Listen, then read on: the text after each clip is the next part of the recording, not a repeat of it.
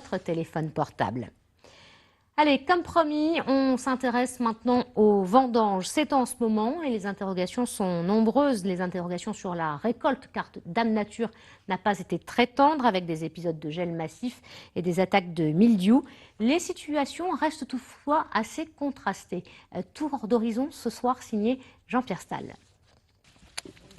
Ce 2 septembre, les premiers coups de sécateur en Pessac-Léognan.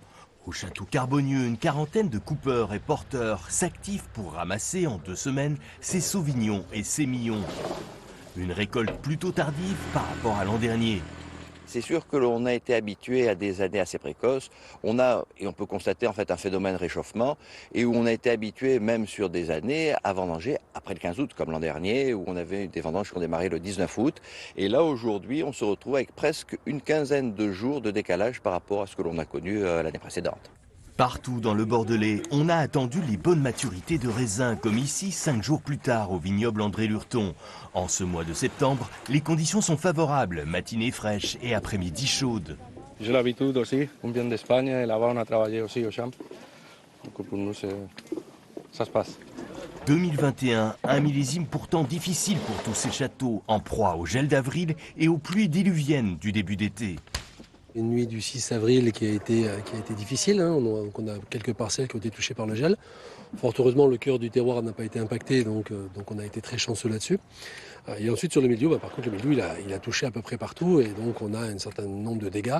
En culture biologique, on n'a que le cuivre et les plantes pour lutter, donc c'est pas très facile. En France, le ministère de l'Agriculture a annoncé 29% de pertes dans les vignobles. Bordeaux n'échappe pas à la règle. Le mildiou n'impacte pas la qualité, c'est juste la quantité.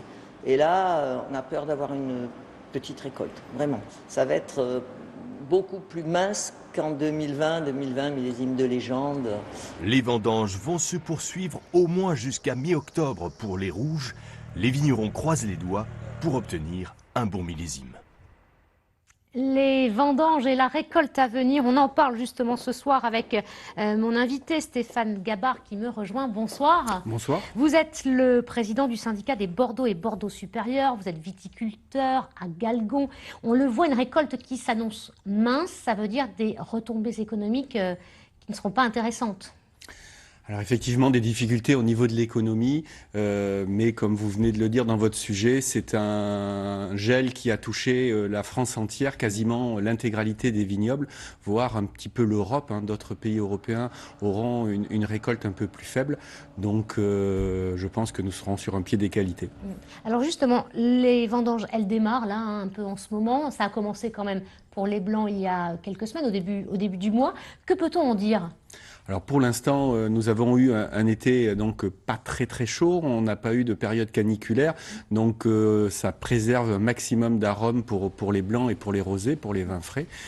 Donc c'est plutôt bénéfice. On a de belles amplitudes thermiques la journée. On a de belles journées depuis une petite semaine là. Donc plutôt une récolte qualitative sur les blancs, même si elle est inférieure à ce qu'on attendait.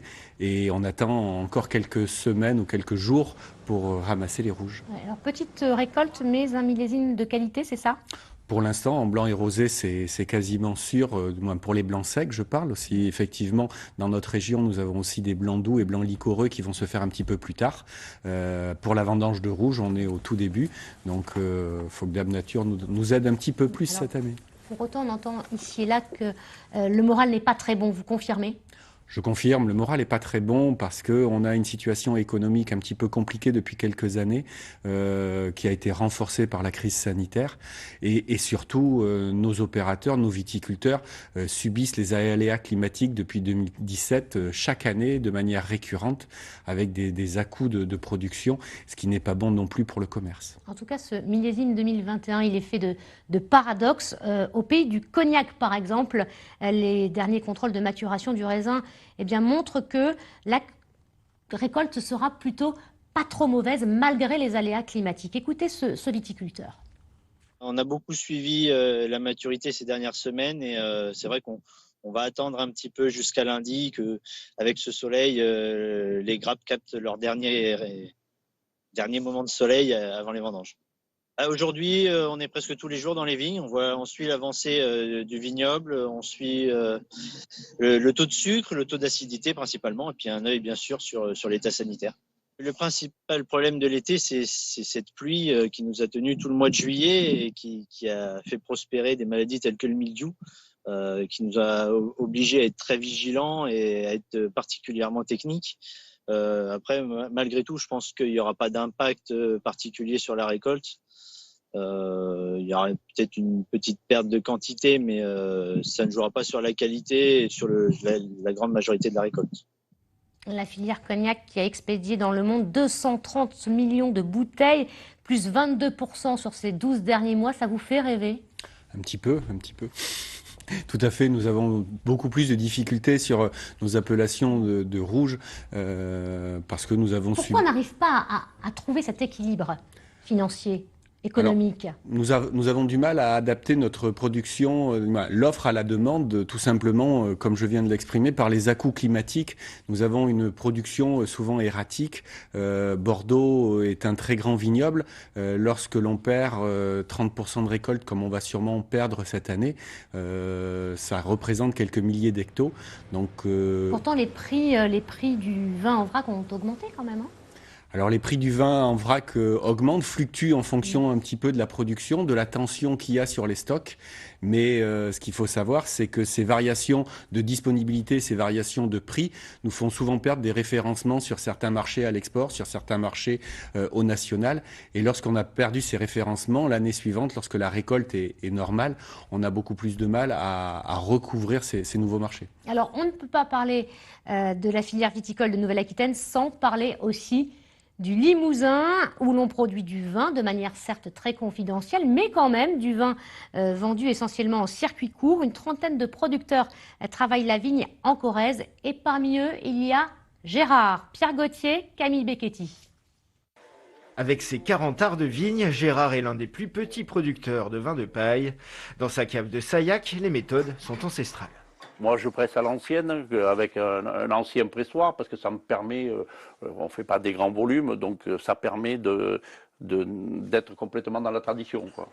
Après avoir vieilli 3 ans en tonneau, selon le cahier des charges de l'AOC, la cuvée 2017 peut enfin être embouteillée. 200 litres pour la famille Tronche, soit la moitié de sa production habituelle et uniquement en rouge. 2017, année blanche ou noire, c'est selon. Il n'empêche, l'émotion et la fierté sont bien là en voyant ces nouvelles étiquettes labellisées. C'est quand même l'aboutissement de tout ce travail qui a été fait en amont, bien sûr, avec des joies, des larmes. Vin paillé, VP, vin de paille. La chronologie des cuvées illustre la longueur et l'âpreté du combat juridique avec les vignerons jurassiens, eux aussi producteurs de vin paillé. Mais les 25 ans de lutte collective ont enfin abouti.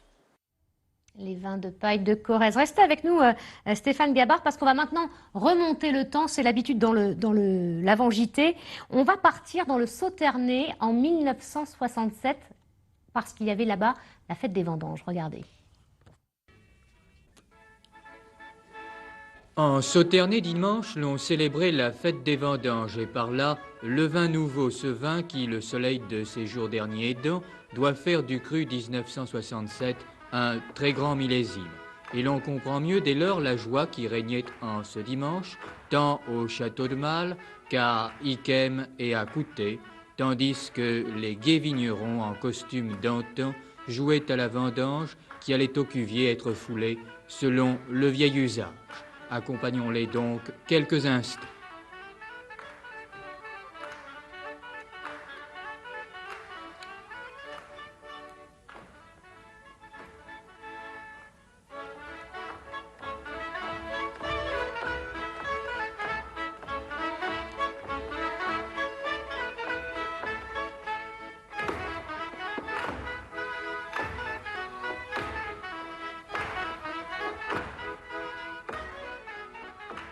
C'était il y a 54 ans. Stéphane Gabard, ça n'existe plus, ça? Non, comme on disait, c'est un autre temps, c'est une page d'histoire qui s'est un petit peu tournée.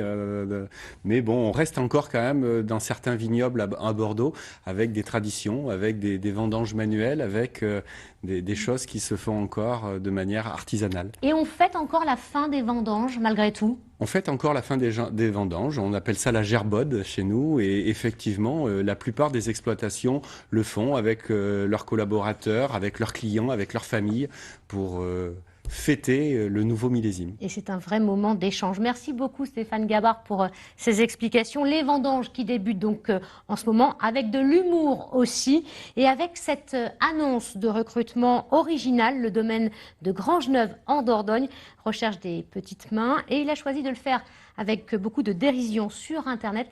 C'est très sérieux et c'est surtout à ne pas prendre au premier degré. Regardez. Salut à toi, jeune vendangeur, ou moins jeune d'ailleurs, et au féminin c'est aussi bien. Savais-tu que 37% des gens qui viennent faire les vendanges repartent avec un mal de dos ou une coupure au doigt, et pour les plus malchanceux, avec les deux? Néanmoins, 92% disent que c'est une expérience fantastique qu'ils recommandent à tout le monde. Sache une chose, c'est qu'ici, nous trouverons avec les vendanges la seule salle de sport en plein air où tu pourras venir transpirer et être posé. Et puis voilà l'avantage du métier. Dans un domaine viticole, ce que tu vas avoir aussi comme chance, c'est de temps en temps pouvoir avoir un petit coup à boire. Allez, on t'attend. Bisous. À consommer bien sûr avec modération.